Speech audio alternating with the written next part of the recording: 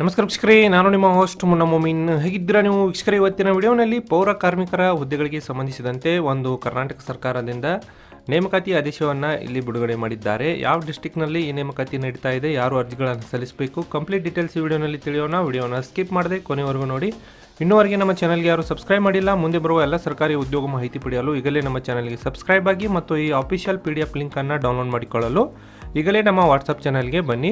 ನಮ್ಮ WhatsApp channel link ನಮಗೆ display ಮೇಲೆ ಕಾಣುತ್ತೆ ಮತ್ತು ನಮ್ಮ ಒಂದು ಡಿಸ್ಕ್ರಿಪ್ಷನ್ ಬಾಕ್ಸ್ನಲ್ಲಿ ಕೂಡ ಲಿಂಕನ್ನು ಅಲ್ಲಿ ಪ್ರೊವೈಡ್ ಮಾಡಿದ್ದೀನಿ. ಅಲ್ಲಿಂದ ಈ ಒಂದು PDF ಅನ್ನು ಡೌನ್ಲೋಡ್ ಮಾಡಿಕೊಂಡು ಕಂಪ್ಲೀಟ್ ಮಾಹಿತಿ ನೀವು ಪಡೆಯಬಹುದಾಗಿದೆ. ವೀಕ್ಷಕರೇ, ಇಲ್ಲಿ ನೋಡೋದಾದರೆ ಕರ್ನಾಟಕ ಸರ್ಕಾರದಿಂದ ಒಂದು ಪೌರ ಕಾರ್ಮಿಕರ ಹುದ್ದೆಗಳ ನೇಮಕಾತಿಗೆ ಸಂಬಂಧಿಸಿದಂತೆ ಒಂದು ನೇಮಕಾತಿ ಅಧಿಸೂಚನೆಯನ್ನು ಇಲ್ಲಿ ಹೊರಡಿಸಿದ್ದಾರೆ. ನೋಡಿ,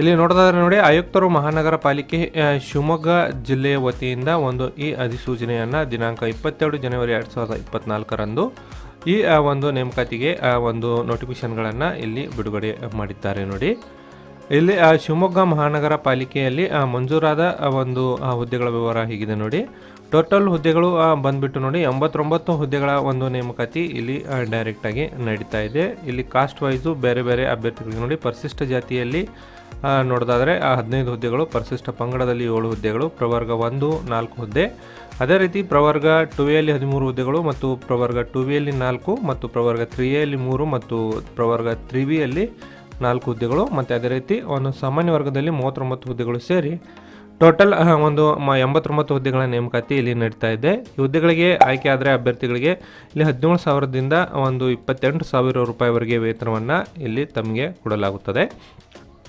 ವೀಕ್ಷಕರೇ, ಪೌರ ಕಾರ್ಮಿಕರು ಅಂದರೆ ಇಲ್ಲಿ ತಮಗೆ ಮುನ್ಸಿಪಲ್ ಕಾರ್ಪೊರೇಷನ್ನಲ್ಲಿ ಒಂದು ಕಸ ಗೂಡಿಸುವವರಿಗೆ ಇಲ್ಲಿ ಪೌರ ಕಾರ್ಮಿಕರ ಎಂದು ಇಲ್ಲಿ ಕರೆಯಲಾಗುತ್ತದೆ. ನೋಡಿ,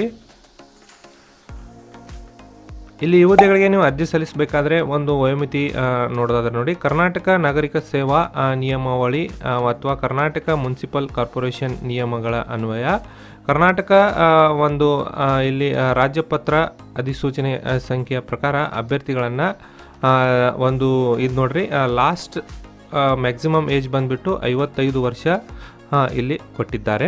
ಅಂದರೆ ಮ್ಯಾಕ್ಸಿಮಮ್ ಏಜ್ 55 ವರ್ಷದ ಒಳಗಿನ ಇಲ್ಲಿ ಅಭ್ಯರ್ಥಿಗಳಿಗೆ ಇಲ್ಲಿ ನೀವು ಅರ್ಜಿಗಳನ್ನು ನೀವು ಸಲ್ಲಿಸಬೇಕು. ಈ ಹುದ್ದೆಗಳಿಗೆ ನೀವು ಅರ್ಜಿ ಸಲ್ಲಿಸಬೇಕಾದ್ರೆ ಒಂದು ವಿದ್ಯಾರ್ಥಿ ಏನಾಗಿರಬೇಕು ನೋಡಿ, ಇಲ್ಲಿ ಯಾವುದೇ ವಿದ್ಯಾರ್ಥಿ ಅವಶ್ಯವಿರುವುದಿಲ್ಲ.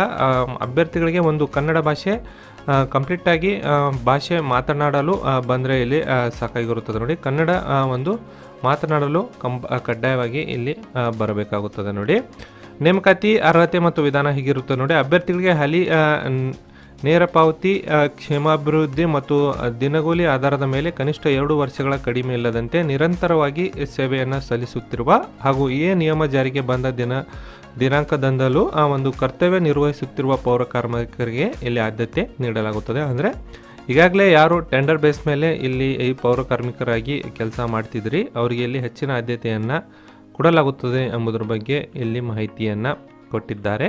ಇಲ್ಲಿ ಅರ್ಜಿ ಸಲ್ಲಿಸುವ ವಿಧಾನ ಮತ್ತು ಅರ್ಜಿ ಸಲ್ಲಿಸುವ ಕೊನೆ ದಿನಾಂಕ ಹೀಗಿದೆ ನೋಡಿ, ಅಭ್ಯರ್ಥಿಗಳು ದಿನಾಂಕ 24 ಜನವರಿ 2024ರಿಂದ ಆಯುಕ್ತರು ಮಹಾನಗರ ಪಾಲಿಕೆ ಶಿವಮೊಗ್ಗ ಕಚೇರಿಯಲ್ಲಿ ಇಲ್ಲಿ ಪಡೆಯಬಹುದಾಗಿರುತ್ತೆ. ಅಂದರೆ ಅಭ್ಯರ್ಥಿಗಳು ಶಿವಮೊಗ್ಗ ಕಚೇರಿಯಲ್ಲಿ ಹೋಗಿ ಡೈರೆಕ್ಟಾಗಿ ಅರ್ಜಿಗಳನ್ನು ನೀವು ಪಡೆದು ಭರ್ತಿ ಮಾಡಿದ ಅರ್ಜಿಗಳನ್ನು ದಿನಾಂಕ 22 ಫೆಬ್ರವರಿ 2024ರವರೆಗೆ ನೀವು ಒಂದು ಅರ್ಜಿಗಳನ್ನು ಇಲ್ಲಿ ಸಬ್ಮಿಟ್ ಮಾಡಬೇಕಾಗುತ್ತದೆ. ಅದರ ಜೊತೆಗೆ ಅಭ್ಯರ್ಥಿಗಳು ಅರ್ಜಿ ಶುಲ್ಕ ಕೂಡ ಇಲ್ಲಿ ಪಾವತಿ ಮಾಡಬೇಕಾಗುತ್ತದೆ. ನೋಡಿ, ಪರಿಶಿಷ್ಟ ಜಾತಿ, ಪರಿಶಿಷ್ಟ ಪಂಗಡ ಹಾಗೂ ಪ್ರವರ್ಗ ಮತ್ತು ಅಂಗವಿಕಲ ಹಾಗೂ ಮಹಿಳಾ ಅಭ್ಯರ್ಥಿಗಳಿಗೆ ₹100 ಇಲ್ಲಿ ನಿಗದಿಪಡಿಸಿದ್ದು, ಸಾಮಾನ್ಯ ವರ್ಗದ ಅಭ್ಯರ್ಥಿಗಳಿಗೆ ₹200 ನೀವು ಒಂದು ನಗದು ರೂಪದಲ್ಲಿ ಒಂದು ಚಲನ್ ಮುಖಾಂತರ ಒಂದು ಅರ್ಜಿ ಶುಲ್ಕವನ್ನು ಪಾವತಿ ಮಾಡಿ ಈ ಹುದ್ದೆಗಳಿಗೆ ನೀವು ಅರ್ಜಿಗಳನ್ನು ಇಲ್ಲಿ ಸಲ್ಲಿಸಬೇಕಾಗುತ್ತದೆ. ಮೀಸಲಾತಿ ಕೋರಿ ಒಂದು ಅರ್ಜಿ ಸಲ್ಲಿಸುವ ಬಯಸುವ ಪ್ರಮಾಣ ಪತ್ರಗಳು ನೋಡಿ, ಪರಿಶಿಷ್ಟ ಜಾತಿ ಕಾಸ್ಟ್ ಸರ್ಟಿಫಿಕೇಟು ಮತ್ತು OBCಯಲ್ಲಿ ಅರ್ಜಿ ಸಲ್ಲಿಸುವವರಿಗೆ ಅವರಿಗೆ ಕೂಡ ನಮೂನೆ Fನಲ್ಲಿ ಒಂದು ಕಾಸ್ಟ್ ಸರ್ಟಿಫಿಕೇಟ್ ಇಲ್ಲಿ ಬೇಕಾಗುತ್ತದೆ. ಗ್ರಾಮೀಣ ಅಭ್ಯರ್ಥಿಗಳಾಗಿದ್ದಲ್ಲಿ ಗ್ರಾಮೀಣ ಸರ್ಟಿಫಿಕೇಟು,